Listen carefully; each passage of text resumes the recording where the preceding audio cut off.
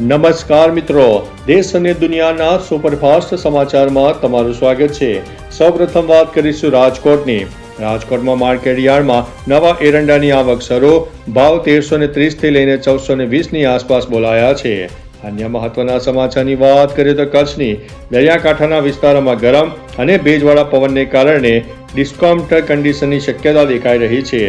ત્યારે વાત થશે આણંદની। ગણેશ ચોકડી અને આસપાસના વિસ્તારોમાં વેપારી પ્રવૃત્તિઓમાં તેજી, સ્થાનિક બજારોમાં ગ્રાહકોની ભીડ જોવા મળી રહી છે। અન્ય મહત્વના સમાચારની વાત કરીએ તો હવામાન વિભાગની આગાહી। રાજ્યમાં ગરમીનો પારો વધવાની આગાહી છે। આગામી 2 દિવસમાં મહત્તમ તાપમાનમાં 2 થી 3 ડિગ્રીનો વધારો થઈ શકે છે। આગળ વાત કરીશું અમદાવાદની।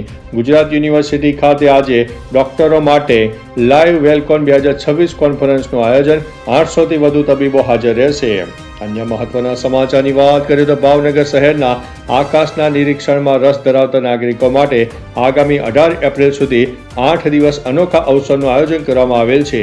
એક સાથે બંને સ્પેસ સ્ટેશન જોવા મળતું તે રેરેસ્ટ ઓફ ધી રેરેસ્ટ ઘટના નિહાળવાની અમૂલ્ય તક નાગરિકોને મળવાની છે। અન્ય મહત્વના સમાચારની વાત કરીએ તો કાયમી યુદ્ધ વિરામ પણ વ્યાપક મંદીને રોકી શકશે નહીં, વિશ્વ બેંકે દુનિયાભરના દેશોને ચેતવ્યા છે। અન્ય મહત્વના સમાચારની વાત કરીએ તો IPL 2026માં CSKએ જીતનું ખાતું ખોલ્યું છે। દિલ્હી કેપિટલ્સની 23 રને હાર થઈ છે। સંજુની સદી સામે આવી છે।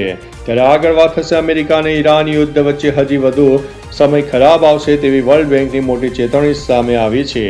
આગળ વાત થશે દેશમાં ડીઝલ ઉપર એક્સપોર્ટ ડ્યુટીમાં ₹21.5 વધારીને 55.5 કરી દેવામાં આવી છે।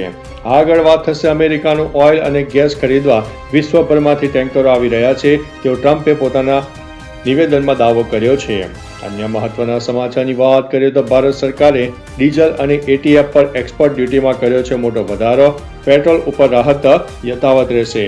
અન્ય મહત્વના સમાચારની વાત કરીએ તો ઇસ્લામાબાદમાં હોર્મુઝ અને લેબનોન પર નથી બની રહી વાતચીત। અમેરિકા અને ઈરાન વચ્ચે લાંબી ચર્ચાઓ જોર પકડ્યું છે। તો ચાલો મિત્રો, ફરીથી દેશ અને દુનિયાના સુપરફાસ્ટ સમાચાર લઈને મળતા રહીશું। ત્યાં સુધી અમને રજા આપશો। નમસ્તે।